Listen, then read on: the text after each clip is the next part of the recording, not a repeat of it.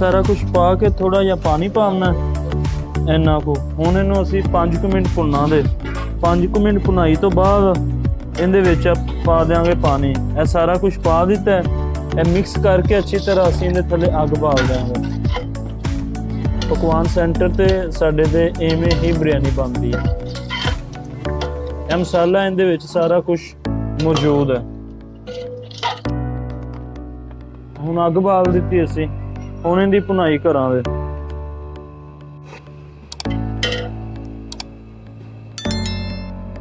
ज़्यादा तो ज़्यादा इन्हूं ना 5 तो 7 मिनट इहनूं भुनना है ताकि चिकन अच्छी तरह ना साडा भुनिया जाए। चिकन नूं भुन के उस तो बाद पानी पावांगे ताकि अपना चिकन कच्चा ना होवे ते चिकन दे विचों स्मैल ना होवे। जिन्हां दी देग है ਉਹ ਮਹਿਮਾਨ कराची तो ने ते उन्हां दी स्पैशल डिमांड है कि साडी देग दे विच ना थोड़ा जिहा तुसीं अचार भी पा देना ते थोड़ा जिहा इहदे च अचार ऐड करांगे।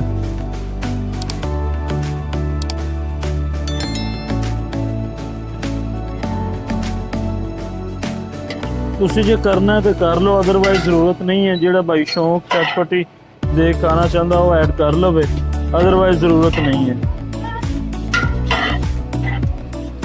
मसाला साडा भुनिया गया, तुसीं देख सकते हो। हुण ज़्यादा भी नहीं भुनना इस गल्लों कि बोटी अलहदा ही ना हो जाए। बोटी अगर इत्थे ही खुर गई तो दम दे दौरान जो तुसीं खोलोगे उदों गल ही जाएगी, हड्डी सिर्फ तुहाडे हत्थ रह जाए। हुण इहदे विच पा देवांगे असीं पानी ते मसाला साडा जिहड़ा है ना वो असीं तां पकवान सेंटर ते खुला इस्तेमाल करना है। साडा अपना बनाया होया मसाला ते जिहड़ा तुसीं अगर चाहते हो तो तुहानूं उत्ते जिहड़ा डब्बे की तस्वीर आ रही है तुहानूं इस डब्बे दे विच मिलेगा। रेहड़ियां वाले, पकवान सेंटर वाले, दुकानां वाले साडा ऑलरेडी मसाला जांदा पिया ते इस्तेमाल करदे पे ने। इहदे नाल तुहाडा खर्चा भी बड़ा बच जांदा ते तुहानूं प्रॉफिट भी ज़्यादा हुंदी, तुहाडा टाइम भी बड़ा बच जांदा ते फिर वड्डी गल इह आ कि तुहाडा टेस्ट इक्को जिहा रहिंदा, तुहाडा टेस्ट बदलदा नहीं है। हुण असीं इहदे च पानी पा देवांगे। असीं पानी पा दित्ता इहदे च। 7 किलो चावल ने ते असीं इहदे विच ना 7 किलो पानी पावांगे। चावलों ते भी डिपेंड करता है कि चावल बाद पानी ज़्यादा लेंदे ने ते बाद पानी घट लेंदे ने।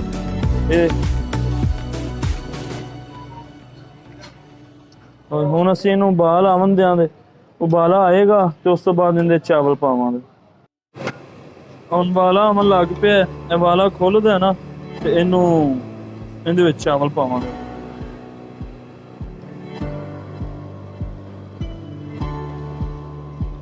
हुण इहदे विच आपां चावल पा देंगे।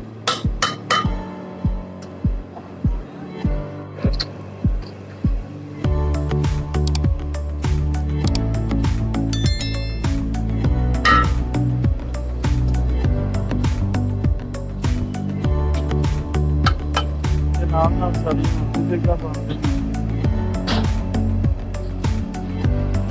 पर साडा फोकस इहदे ते है। देख भी तुहानूं मुकम्मल वीडियो बना के दसांगे।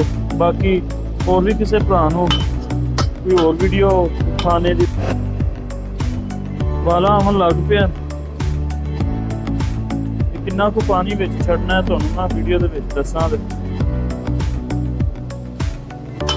इवें पकवान सेंटर दी वीडियो वास्ते तुसीं मैनूं कमेंट दे विच दस सकदे हो कि तुहानूं किस रिलेटेड वीडियो चाहिदी है, किहड़ी डिश दी वीडियो चाहिदी है, या किहड़ी चीज़ है जिहड़ी तुहाडे कोलों सही नहीं बनदी ते पकवान सेंटरां ते किवें बनदी है। ते पकवान सेंटर दा कोई भी इलम नॉलेज लैना होवे तुसीं कमेंट च दसो, मैं तुहाडे नाल इंशाअल्लाह शेयर करांगा। हुण असीं इहनूं वाला खुल के आ गया, पानी खुश्क हो गया ते इहनूं हुण ना थोड़ा थोड़ा इहदे विच पानी रखना है ते इहनूं दम ला देवांगे। हुण इहनूं दम ला देंगे चंगी तरह ला के, लाना अच्छी तरह ताकि थल्लों ना चावल जुड़े ना रह जाए। अगर थल्लों चावल जुड़ गए तो फिर बाद च ना डलियां बागियां ने तो उन्होंने जायका टेस्ट सही नहीं आता। अच्छी तरह लावांगे ताकि ना स्वाद ते चावल हिल जान ते इहनूं हुण इहदे उत्ते ढक्कन रख देना। इन्ना इन्ना पानी तुसीं विच छड्डना।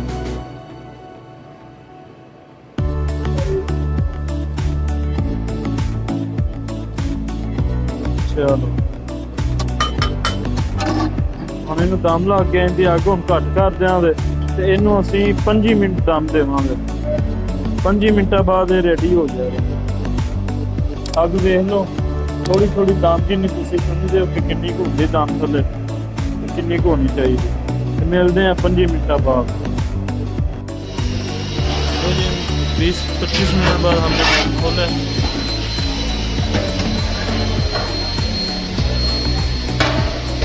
बिरयानी आपके साथ, अब हम इसको शिफ्ट करते हैं।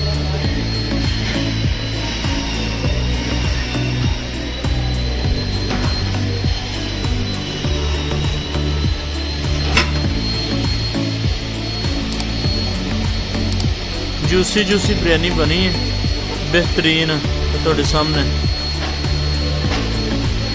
अगर किसी होर अहबाब ਨੂੰ मसाला चाहिए होवे तो रबता कर सकता। बिरयानी मुकम्मल हो गई, हुण इहदे उत्ते रंग पा के ते शिफ्ट कर दें।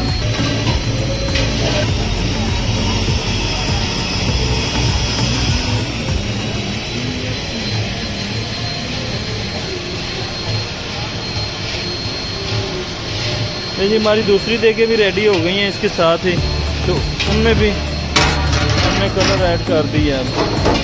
उन्हें साड़ियाँ सारियाँ देगां रेडी हो गई हैं। एक उधर कौरमे की देग बनती पई। तो लो जी नाल सानू दो इजाज़त, मिलते इंशाल्लाह अगली वीडियो दे विच। ये कौरमे की देग बनती पई। अगर तुसी किसी होर रिलेटेड वीडियो देखनी है तो कमेंट ज़रूर दस्सिओ। उन्नी देर तक अल्लाह हाफिज़, थैंक यू, खुश रहो। या हुण बिरयानी अगर पार्टी का घर चली जाए इवें। अल्लाह हाफिज़।